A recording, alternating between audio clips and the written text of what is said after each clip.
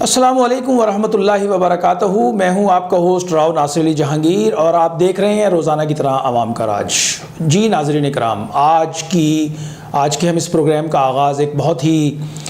غم کی خبر سے کر رہے ہیں۔ ایک بہت بڑے عالم دین، مفتی، اور 90 سال تک وہ جو ہے بہت بڑا انہوں نے کام کیا اسلام کی ترویج و اشاعت میں، اور ان کو پنجاب پولیس نے ختم نبوت کے جرم میں گرفتار کیا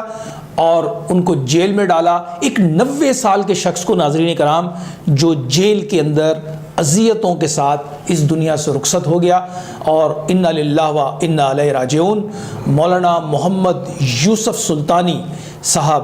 جو ہیں اس دنیا میں اب نہیں ہیں۔ پورے پاکستان میں بڑا غم و غصہ ہے، بہت زیادہ افسوسناک خبر ہے۔ پنجاب پولیس ناظرین کرام اگر ہم دیکھیں تو تمام تر اخلاقیات سے محروم نظر آتی ہے۔ دہشت گردی کا مقدمہ ہو یا کسی بھی نوعیت کے مقدمات ہوں، لیکن ایک 90 سال کے شخص کو جس انداز میں ان کے گھر سے گرفتار کر کے ان کو پابند سلاسل کیا گیا ہے، ناظرین کرام یہ پنجاب پولیس کے ماتھے پر ایک ایسا داغ لگ گیا ہے جو وہ ساری عمر نہیں مٹا سکتی۔ اس سے پہلے سانحہ ماڈل ٹاؤن کے اندر جس طریقے سے وہاں پر شہریوں کو نشانہ بنایا گیا، سیدھی گولیاں ماری گئیں، آج ایک اور سانحہ ایک 90 سال کے بزرگ کو پنجاب پولیس نے اپنی روایتی بے حسی کا نشانہ بنایا، اور یہ ایک بہت تکلیف دہ خبر ہے۔ اس وقت پورے ملک کے اندر اس کے حوالے سے غم و غصہ موجود ہے، اور عمران خان صاحب آپ نے فرمایا تھا کہ آپ مدینے کی ریاست قائم کریں گے۔ مدینے کی ریاست میں کسی 90 سال کے شخص کو اتنی بے دردی سے گھسیٹتے ہوئے جیل میں نہیں ڈالا جاتا۔ عمران خان صاحب آپ ذرا دیکھیے، بزدار صاحب، عثمان بزدار کے بارے میں بہت زیادہ آپ کے جذبات اور احساسات میڈیا کے اوپر موجود ہیں، جس میں آپ نے خود فرمایا کہ عثمان بزدار ایک بہترین جو ہے وزیر اعلیٰ ہوں گے۔ اب انہی وزیر اعلیٰ کی حکومت کے اندر انہی کے پنجاب میں ناظرین کرام ایک 90 سال کے شخص کو جو ہے ختم نبوت کے جرم کے اندر اس کو پکڑا جاتا ہے، اس کو جیل میں ڈالا جاتا ہے، اور پھر اس پر جو بدترین جو ریاستی ہم کہتے ہیں کہ جو مظاہرے ہیں وہ ہم دیکھ رہے ہیں، اور وہ انتقال کر گئے ہیں۔ اس وقت پورے پاکستان میں یقینی طور پر جو ہے بہت زیادہ غم و غصہ ہے لوگوں کے اندر جو ہے اس حوالے سے۔ اس پر حکومت کو، وزارت داخلہ کو، اور چونکہ وزارت داخلہ بھی عمران خان صاحب کے پاس ہے، لیکن وزیر مملکت جناب شہریار آفریدی صاحب، آپ بھی اللہ رسول کا بہت زیادہ نام لینے والے ہیں، ہم سب کلمہ گو ہیں، سب نبی پاک صلی اللہ علیہ وسلم کے امتی ہیں، لیکن یہ جو واقعات ہو رہے ہیں یہ انتہائی تکلیف دہ واقعات ہیں، جو اس وقت اہلیان پاکستان کے لیے بڑی جو ہے خبر بہت زیادہ افسوسناک خبر ہے۔ اس پر حکومت کو جاگنے کی ضرورت ہے، اور ان اہلکاروں کو اور اس علاقے کی جو پولیس ہے اس پر فوری طور پر جو ہے قانون کو حرکت میں لایا جائے کہ ایک 90 سال کے شخص کو کس طرح سے وہ جو ہے ایک ایسے پروسیس سے گزاریں جس میں ان کو پھر وہ سہولتیں نہیں دی گئیں جیل کے اندر۔ یہاں سیاستدان پکڑے جاتے ہیں، سیاستدان فوراً ان کو جو ہے قبض شروع ہو جاتی ہے، ان کے پیٹ میں مروڑ اٹھتے ہیں، اور ان کو لمحوں میں جو ہے VVIP سہولتیں فراہم کر دی جاتی ہیں۔ لیکن ایک عالم دین جس نے 40 سال سے زیادہ قوم کے بچوں کو قرآن پاک کی تعلیم دی ہو، جس نے 40 سال سے زیادہ کی عمر کے اندر جو ہے لوگوں کے اندر خیر، محبت اور پیار تقسیم کیا ہو، اس کو اس آخری عمر کے حصے میں اس انداز کے ساتھ اس کو گھر سے گرفتار کرنا، اور حافظ آباد پولیس کی یہ کارکردگی سامنے آئی ہے۔ اس کے اوپر بہرحال قانون کو حرکت میں آنا چاہیے، اور اس کی ایک انکوائری کمیٹی بننی چاہیے، اور جو لوگ اس پر ذمہ داران ہیں ان کے خلاف سخت ایکشن ہونا چاہیے۔ اور عمران خان صاحب اگر آپ کو نہیں پتا تو یہ اب آپ کو پتہ لگا لینا چاہیے کہ اب پاکستان میں وہ معاملات ہو رہے ہیں، وہ کام ہو رہے ہیں جو عمران خان معذرت چاہتے ہیں۔ عمران خان صاحب آپ کی حکومت سے پہلے نواز شریف صاحب نے یہی سارے کام کیے ہیں۔ ختم نبوت کے معاملے پر اس نے جو کردار ادا کیا ہے، تو آج وہ ذلت اور رسوائی کے جس اندھیرے میں گرفتار ہے، تو ہم چاہتے ہیں وہ آپ کا مقدر نہ بنے، کیونکہ آپ نے بہت خوبصورت گفتگو کی ہے۔ آپ نے سب سے پہلی جو تقریر کی ہے اس پر آپ نے پاکستان کی ریاست کو مدینہ منورہ کی ریاست کی طرز پر آگے چلانے کی بات کی ہے۔ تو مدینہ منورہ کی ریاست میں کوئی بھوکا نہیں رہتا، مدینہ منورہ کی ریاست میں کسی 90 سال کے شخص کو جیل میں نہیں ڈالا جاتا، اور مدینہ منورہ کی ریاست میں تو غیر مسلموں کے حقوق کا بھی خیال رکھا جاتا ہے۔ تو اس پر آپ کو خود سارے معاملات دیکھنے کی ضرورت ہے۔ گو کہ ہم آپ کی نیت پر برابر بھی ذرہ برابر شک نہیں کرتے، کیونکہ آپ نے بہت بہترین طریقے سے اپنی اس حکومت کا آغاز کیا ہے، لیکن اس وقت جو کچھ ہو رہا ہے، جو کچھ معاملات ہیں، اس پر آپ کو خود جو ہے حرکت میں آنا ہوگا، ساری چیزوں کو آپ کو خود نظر میں رکھنا ہوگا۔ جب آپ میڈیا سے گفتگو فرماتے ہیں تو آپ خود کہہ رہے ہیں کہ مجھے معلوم ہی نہیں ہے، جیسے بھی کل ایک بہت بڑا پرسوں واقعہ ہوا ہے اور اسٹیٹ بینک نے ظاہراً ایک ڈالر کے معاملے میں جس طریقے سے رویہ اختیار کیا جا رہا ہے اور پوری معیشت کے اوپر جو اس وقت ایک بحران آیا ہوا ہے، ایک لرزہ طاری ہے، اور آپ سے جب میڈیا گفتگو کرتا ہے تو آپ فرماتے ہیں کہ جناب مجھے تو پتہ ہی نہیں چلا، جبکہ آپ کا جو وفاقی وزیر ہے اسد عمر، وہ باہر نکل کر میڈیا کو بیان دیتا ہے کہ جی میں نے خود خان صاحب کو بتایا اور مجھے اسٹیٹ بینک نے کرٹسی کے طور پہ بتایا کہ جناب ٹھیک ہے، حقیقت ہے، اس بات کو بھی ماننا چاہیے کہ یہ آپ کے دائرہ اختیار میں نہیں آتا۔ اسٹیٹ بینک ایک انڈیپینڈنٹ ادارہ ہے اور روپے کی قدر و قیمت ایک ان کی اپنی باڈی کرتی ہے، بالکل ٹھیک ہے۔ بعض تجزیہ کار یہ جو بات کر رہے ہیں وہ بالکل لا علمی کی بنیاد پر کر رہے ہیں کہ جناب والا اس کا عمران خان صاحب کو اور ان کو سب سے پہلے اطلاع ہوتی ہے، ایسا کچھ نہیں ہوتا۔ یہ ایک انڈیپینڈنٹ باڈی ہوتی ہے، اس کی ایک اپنی ذمہ داری ہوتی ہے، لیکن چونکہ آپ ایک اسلامی مملکت کے سربراہ مملکت ہیں تو آپ پر جو ذمہ داری عائد ہوتی ہے، جو معاشی معاملات ہیں، جو ملک کے داخلی اور خارجی معاملات ہیں، ان پر نگاہیں تو آپ کو رکھنی ہے، کیونکہ وزیر اعظم آپ ہیں، ٹیم آپ کی ہے، آپ کے ہی لوگوں نے اس ملک کے نظام کو آگے چلانے کا بیڑا اٹھایا ہوا ہے اور اب آپ ہی ذمہ دار ہیں ان ساری چیزوں کے۔ اگر آپ کی اس ریاست کے اندر ایک شخص پیاس سے بھی اگر تڑپتا ہے تو ذمہ داری آپ کے اوپر آتی ہے، تو لہٰذا ضرورت اس امر کی ہے کہ یہ جو ایک واقعہ ہوا اس کی انکوائری ہونی چاہیے اور اس کے اندر جو ملوث اہلکار ہیں، جو ملوث قوتیں ہیں، ان کو بالکل کٹہرے میں لانا چاہیے، کیونکہ یہ جو چیز ہے ناظرین کرام یہ بہت خوفناک ہے۔ ہماری ریاست کے اندر ایک 90 سال کے شخص کو اس بنیاد کے اوپر قید کر کے جیل کے اندر اذیتیں دینا کہ وہ ختم نبوت کے محافظ کے طور پہ کھڑے تھے، تو ختم نبوت کا محافظ تو پوری روئے زمین کے 1 ارب 75 کروڑ مسلمان، 2.25 ارب مسلمان جو ہیں وہ ختم نبوت کے سپاہی ہیں، اور پاکستان کا جو یہ خطہ ہے، یہ سرزمین ہے، یہ ریاست ہے، یہ تو بنی لا الہ الا اللہ اور محمد رسول اللہ کے نام پر ہے، تو یہاں تو ختم نبوت کے بارے میں کوئی شک اور شبے کا تصور بھی نہیں ہے۔ سب مسلمان اس بات پر یقین رکھتے ہیں کہ نبی پاک صلی اللہ علیہ وآلہ وسلم آخری نبی ہے، آپ کے بعد کوئی نبی نہیں آئے گا۔ جو اس تصور کے ساتھ کچھ اپنی شرارتیں کر رہے ہیں یا فتنہ پھیلا رہے ہیں، جو اس سرزمین کے اوپر یا فساد پھیلانا چاہتے ہیں، وہ ایک چھوٹی سے بھی کم تعداد کے لوگ ہیں جو اس سرزمین اور اس ریاست کے اندر جو ہے فتنہ اور فساد پھیلانا چاہتے ہیں۔ تو وہ سمجھ لیں کہ اس ریاست کے اندر وہ کبھی کامیاب اس لیے نہیں ہو سکتے کہ اس ریاست کی بنیاد ہی لا الہ الا اللہ اور محمد رسول اللہ ہے، اور یقینی طور پر پاکستان کا نظم و نسق اور یہ ریاست کے سارے معاملات بھی اسی سے جڑے ہوئے ہیں۔ اس وقت ناظرین کرام پروگرام میں ایک مختصر وقفہ ہے، وقفے کے بعد دوبارہ حاضر ہوتے ہیں۔ دیکھتے رہیے عوام کا راج ود راؤ ناصر علی جہانگیر۔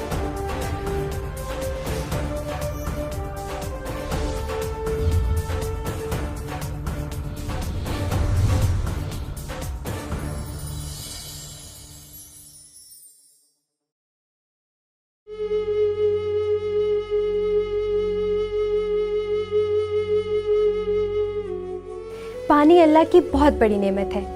اور بحیثیت مسلمان اس نعمت کی قدر کرنا اور اسے ضائع ہونے سے بچانا ہمارا بہت بڑا فرض ہے۔ نئے ڈیمز کی تعمیر پاکستان کی معاشی سلامتی کی بنیاد ہے، تو آئے اللہ کی خوشنودی اور پاکستان کی ترقی کے لیے سپریم کورٹ آف پاکستان کے دیامر بھاشا ڈیمز فنڈ میں دل کھول کر عطیات جمع کرائیں۔ آپ اپنے عطیات ملک بھر میں تمام بینکوں کی کسی بھی برانچ میں جمع کرا سکتے ہیں۔ اپنے موبائل فون سے ڈیم لکھ کر 8000 پر SMS کریں اور 10 روپے عطیہ کریں۔ یہ صدقہ جاریہ ہے۔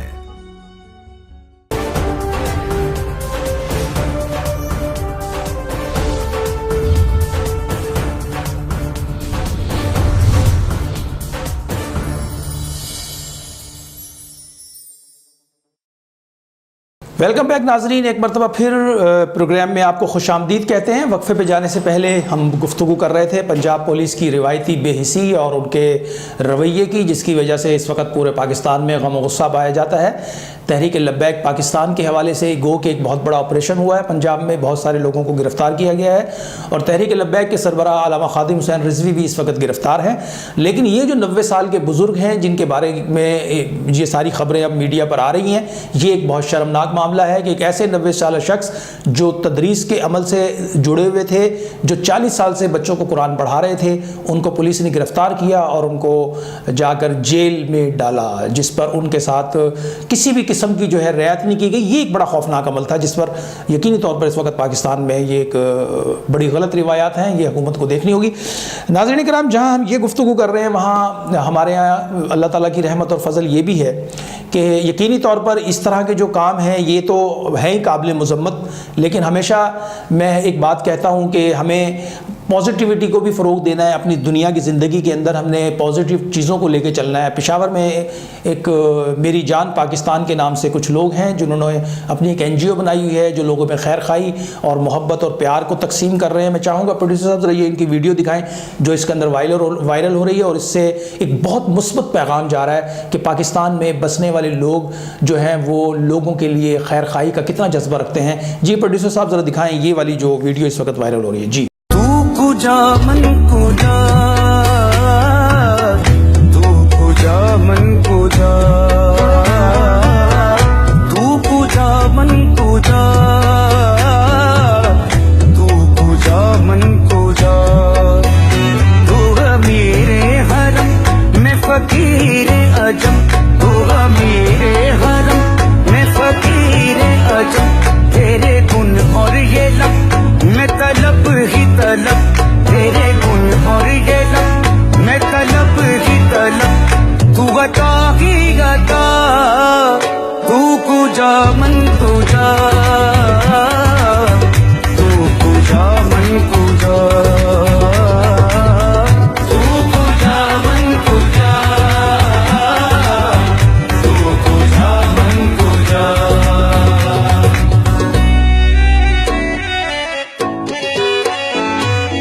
الہام ہے جامع تیرا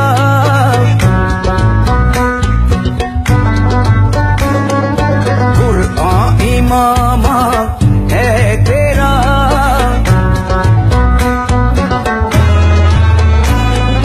منبر تیرا عرش پری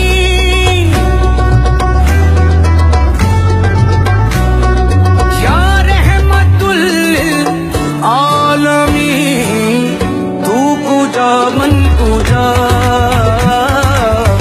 تو کجا من کجا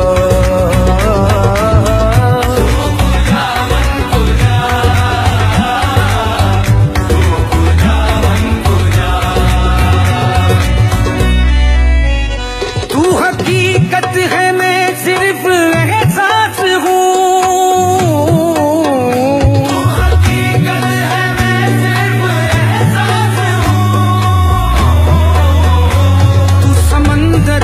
بھٹکی ہوئی پیاس ہوں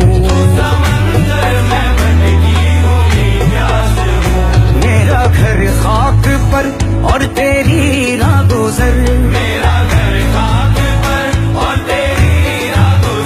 سدرۃ المنتہا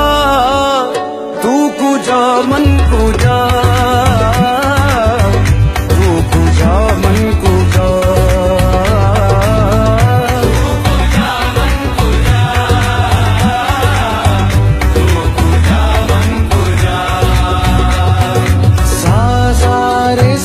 پانی سگا مگا مارے سارے نی سا سا رے سانی پانی سگا مگا مارے سارے نی سا سا رے سانی پانی سگا مگا مارے سارے نی سا سا رے سانی پانی سگا مگا مارے سارے نی سا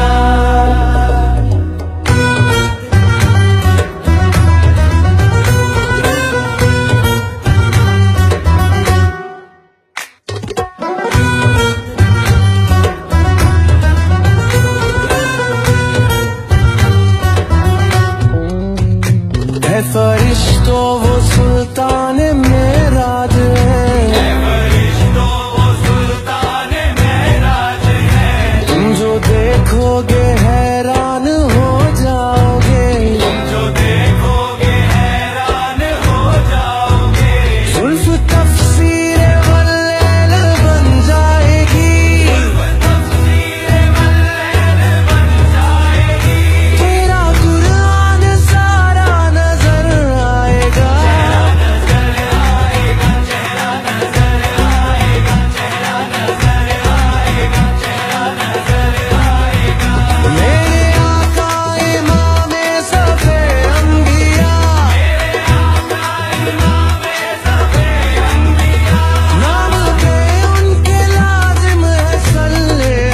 माशाल्लाह यकीनी तौर पर नाज़रीन कराम यही जज्बा है जो ज़िंदगी की रमक और ज़िंदगी का पता देता है कि ज़िंदा लोग वही हैं जिनमें एहसास होता है जो जिनको अल्लाह ने नवाजा है वो अपने अल्लाह के दिए हुए में से अल्लाह की मखलूक पर ख़र्च करने में अगर जो लोग कामयाब हो जाते हैं वही इस दुनिया और आखिरत के अंदर कामयाबी के रास्ते पर गामज़न हैं। और यकीनी तौर पर खैर के कामों में एक दूसरे के साथ हमें जो है मदद कर जज्बे को आगे बढ़ाने की ज़रूरत है। और नाज़रीन कराम आज हम अपने नाज़रीन के लिए जो हम हरम में अज़ानें सुनते हैं खाने काबा में और मदीना मुनव्वरा में जब हम वहाँ जाते हैं और वो जो रूह परवर और जो ईमान अफरोज़ वहाँ लम्हात हम गुजारते हैं और वहाँ जो इंतहाई शीरी अंदाज में जो अज़ान होती है जो वजद की कैफियत पैदा करती है, आज हम अपने नाज़रीन को वो वीडियो दिखाते हैं, वो लोग दिखाते हैं जो वहाँ पर अज़ान की ये सआदत हासिल करते हैं। और यकीनी तौर पर एक लम्हे के लिए आप ज़रा आप भी, मैं प्रोड्यूसर साहब चाहूँगा ज़रा ये वीडियो दिखाएँ। इसमें मक्का मुकरमा की पहले जो है वो अज़ान है और उसके साथ फिर मदीना मुनव्वरा में जो अकामत कहते हैं वहाँ पर, तो दोनों आवाज़ें हैं इसके अंदर। ज़रा जी इंशाल्लाह ये नाज़रीन के लिए जी يستخدمون الله أكبر الله أكبر حتى يرققون الراء كمل يا حمادي. أشهد أن لا إله إلا الله أشهد أن لا إله إلا الله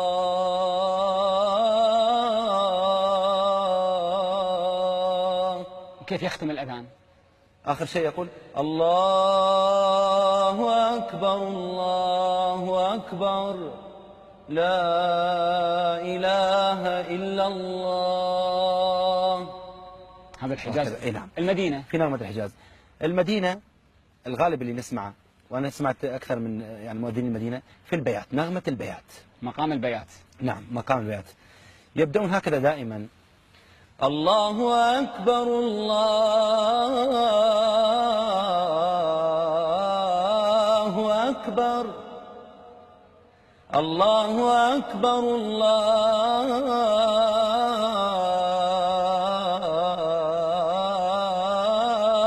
أكبر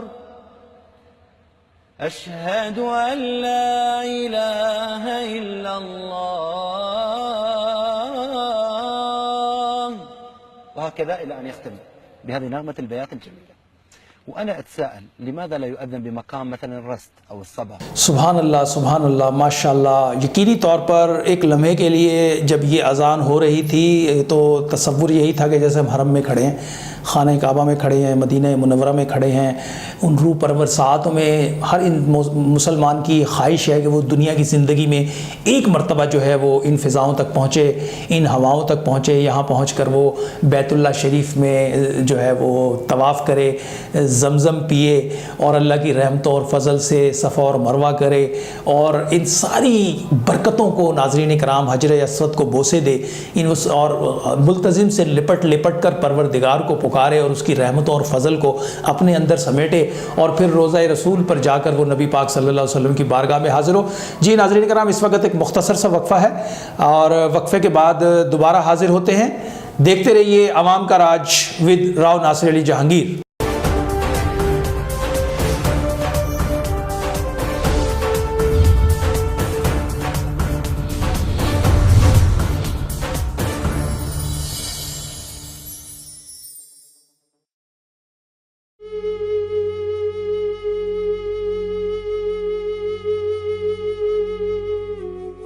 पानी अल्लाह की बहुत बड़ी नेमत है और बहैसियत मुसलमान इस नेमत की कद्र करना और इसे ज़ाया होने से बचाना हमारा बहुत बड़ा फ़र्ज़ है। नए डैम्स की तामीर पाकिस्तान की मौशी सलामती की बुनियाद है। तो आए अल्लाह की खुशनुदी और पाकिस्तान की तरक्की के लिए सुप्रीम कोर्ट ऑफ पाकिस्तान के दयामर भाषा डैम्स फंड में दिल खोल कर अतियात जमा कराएं। आप अपने अतियात मुल्क भर में तमाम बैंकों की किसी भी ब्रांच में जमा करा सकते हैं। अपने मोबाइल फोन से डैम लिखकर 8000 पर SMS करें और 10 रुपए अतिया करें। ये सदक़ाए जारिया है।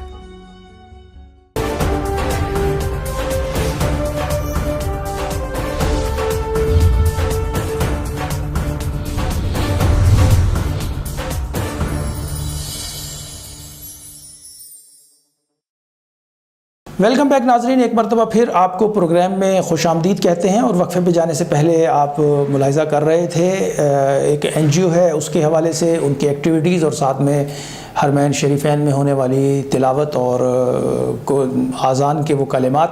جو اہل ایمان کے لیے جو ہے ترقی کا باعث ہیں، ایک وجد کا باعث ہیں اور ایک آگے بڑھنے کا باعث ہیں. اور ناظرین کرام، یقینی طور پر آج کی دنیا کے اندر ہم جب دیکھتے ہیں، ہم اپنے اطراف کے ماحول کو دیکھتے ہیں، چاروں طرف ہمیں ایک جو ہے وہ ہجانی کیفیات نظر آ رہی ہیں، ایک ڈپریشن نظر آ رہا ہے، ایک ایسی کیفیت نظر آ رہی ہے جس کی وجہ سے ایک عام آدمی کی زندگی جو ہے وہ مشکل ہوتی جا رہی ہے. اس کی بنیادی وجہ یہی ہے کہ آج کا انسان جو ہے وہ مادیت کی طرف اس کا رجحان زیادہ ہے، وہ روحانیت سے دور ہو رہا ہے، اور یہی وجہ ہے کہ اس کی عام جو روز مرہ کے معمولات ہیں وہ بڑی بری طرح متاثر ہو رہے ہیں. اس حوالے سے ڈپریشن کے حوالے سے مفتی عدنان کاکا خیل صاحب ایک بڑی معروف شخصیت ہے، بہت خوبصورت انداز میں گفتگو کرتے ہیں، اور بالکل ان کے حوالے سے ایک یہ پیغام ہے اور یہ گفتگو ہے. ان سے ہم جانیں گے کہ ڈپریشن کے بارے میں وہ ہمیں ہمارے ناظرین کو بتائیں کہ ڈپریشن کس وجہ سے ہوتا ہے اور اس کی کیا علامات ہیں. جی پروڈیوسر صاحب ذرا دکھائیں عدنان کاکا خیل صاحب کیا فرما رہے ہیں. جی حل میں 10 مختصر سی چیزیں عرض کرتا ہوں اور وہ پوائنٹ صرف بتاتا ہوں، اور اس سے انشاءاللہ ہمیں بہت فائدہ ہوگا اگر ہم سب کہنے والے بھی اور سننے والے اس پر عمل کریں. پہلی چیز ہم نے عرض کیا کہ اعتقاد درست کرنا ہوگا ہمیں اپنا، اور وہ یہ کہ بری اور اچھی تقدیر پر بات ہوئی کہ وہ اللہ تعالیٰ کی طرف سے اس کا ہونا ہی ہے. دوسری چیز مفتی نجیب خان صاحب نے اس کی طرف اشارہ فرمایا اور تفصیل سے بتایا کہ شکر کا مزاج بنانا ہوگا. اگر انسان ناشکرا انسان کبھی بھی خوش نہیں رہ سکتا، یہ یقینی چیز ہے. ناشکری اور خوشی یہ ایسی متضاد چیزیں کبھی بھی جمع نہیں ہو سکتی. تیسری بات یہ کہ ہمیں آج کی دنیا میں رہنا چاہیے. ڈپریشن کے مریضوں کا عام طور پر مسئلہ یہ ہوتا ہے کہ یا تو یہ ماضی کے غم میں مبتلا ہوتے ہیں یا یہ مستقبل کے اندیشوں میں مبتلا ہوتے ہیں. اس لیے اگر ہم یہ اپنا مزاج بنائیں کہ ہم نے اپنے ماضی کے دکھوں کو، اپنے ماضی کے جو بیگیج ہمارے پاس ہے اس کو ہم نے ہر وقت اپنی کمر پر لادے ہوئے نہیں رکھنا، اور مستقبل کے بارے میں ہم نے اندیشہ ہائے دور دراز نہیں کرنا کہ کیا ہو جائے گا اور کیا نہیں ہوگا. مستقبل کو آنے دیجئے، مستقبل آ کے رہے گا اور اس کو آنے دیجیے اور پوری خوش دلی کے ساتھ اس کا استقبال کیجیے. اور پانچویں چیز یہ ہمیں یقین رکھنا چاہیے کہ اللہ یہ قرآن کی نص قطعی ہے کہ ان مع العسر یسرا ان مع العسر یسرا. اگر ہم کسی عسر کہتے ہیں تکلیف کو، شدت کو، اگر ہم کسی تکلیف میں، اور ہو سکتے ہیں تکلیف جسمانی ہو سکتی ہے، مالی ہو سکتی ہے، حالات کی ہو سکتی ہے، رویوں کی ہو سکتی ہے، اگر ہم کسی تکلیف میں ہیں تو اس بات سے اطمینان حاصل کریں کہ اللہ نے فرمایا ہے کہ ان مع العسر یسرا، اور پھر دوبارہ فرمایا ان مع العسر یسرا، تاکید کے ساتھ کہ ہر پریشانی کے بعد، ہر مصیبت کے بعد ایک یسر آئے گا اور سہولت آئے گی. چھٹی بات یہ کہ توقعات ختم کر دیں. بہت زیادہ جو شکوے پیدا ہوتے ہیں، گلے پیدا ہوتے ہیں، انتہائی انسان دکھی ہوتا ہے، وہ توقع کی وجہ سے ہوتا ہے کہ ہمیں فلانے سے جو توقع تھی، ہمیں جو جس چیز کو ہم اس سے توقع کر رہے تھے وہ پوری نہیں کی اس نے. ہمارا خیال ہوتا ہے فلانا ہمارے ساتھ یہ بھلائی کرے گا، فلانے کو ہمارے ساتھ یہ خیر کرنی چاہیے، فلانے کے ساتھ میں نے یہ خیر کی تھی، اس نے اس کا ریٹرن اچھے طریقے سے نہیں کیا. تو یہ عقیدہ اور اعتقاد رکھیں کہ بدلہ صرف اللہ تعالیٰ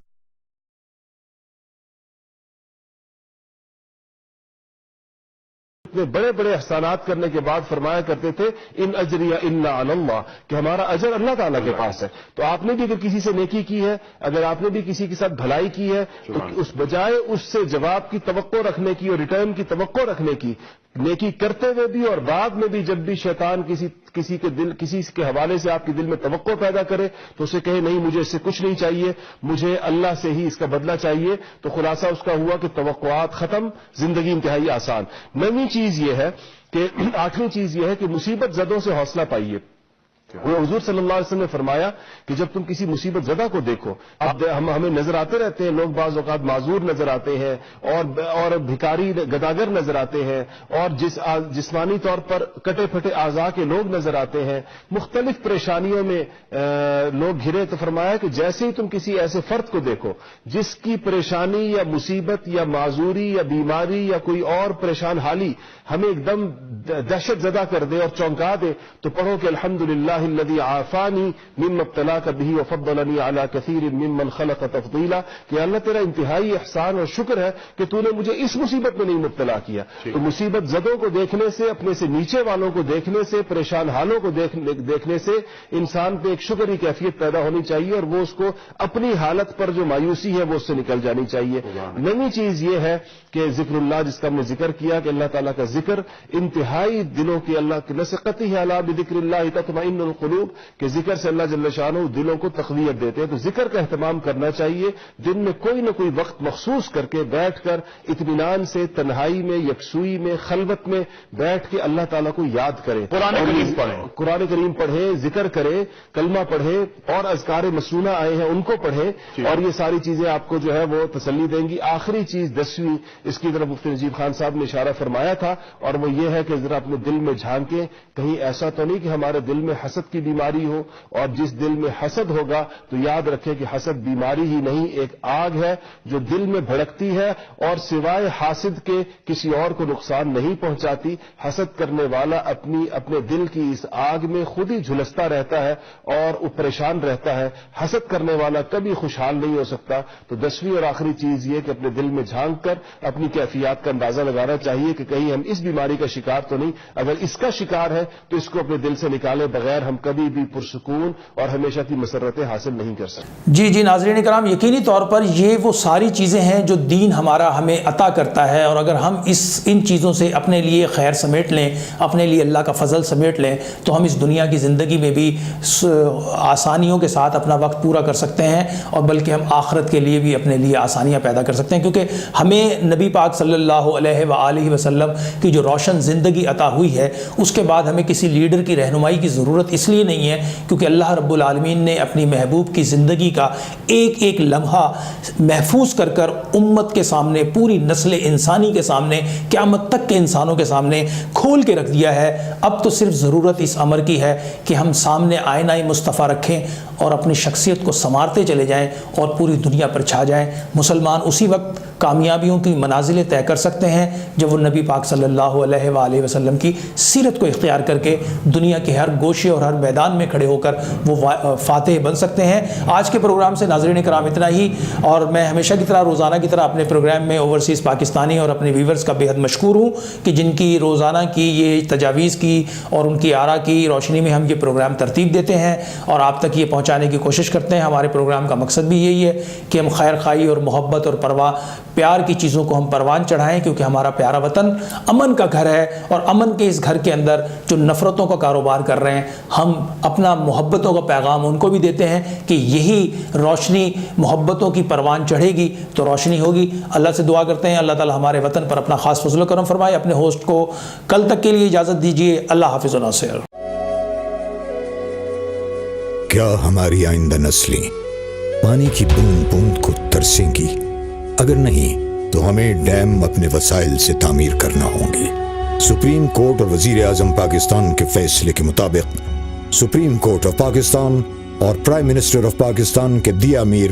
بھاشا اور مہمند ڈیمز فنڈ قائم کر دیا گیا ہے۔ آپ اپنے عطیات ملک بھر میں تمام بینکوں کی کسی بھی برانچ میں جمع کرا سکتے ہیں۔ اپنے موبائل فون سے ڈیم لکھ کر 8000 پر SMS کریں اور 10 روپے عطیہ کریں۔ یہ صدقہ جاریہ ہے۔